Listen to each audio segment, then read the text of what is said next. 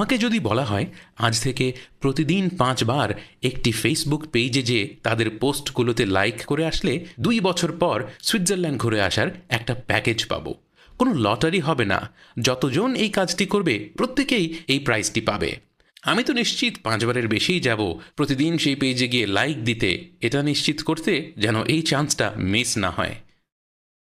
আল্লাহ সুবহানাহু ওয়া তাআলা আমাদের তেমন একটি সহজ প্যাকেজের সন্ধান দিয়ে রেখেছেন, তবে সেটা সুইজারল্যান্ড যাবার জন্য নয়, বরং জান্নাতে যাবার জন্য। একটি হাদিসে রাসূল সাল্লাল্লাহু আলাইহি ওয়াসাল্লাম উল্লেখ করেন পবিত্র কোরআনের শ্রেষ্ঠ আয়াত হচ্ছে আয়াতুল কুরসি।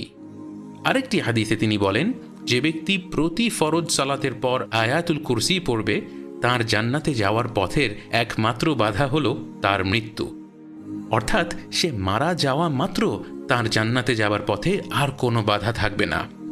আসুন আজকে থেকেই, এই মুহূর্ত থেকেই 5 ওয়াক্ত নামাজ পড়ার এবং প্রতি নামাজের পর 2 মিনিট সময় নিয়ে আয়াতুল কুরসি পড়ার নিয়ত করি।